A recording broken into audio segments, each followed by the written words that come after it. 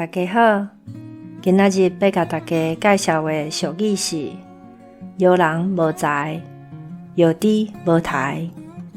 一个人若是行路摇摇摆摆，坐嘛坐袂牢，袂输身躯有真侪虫在咬。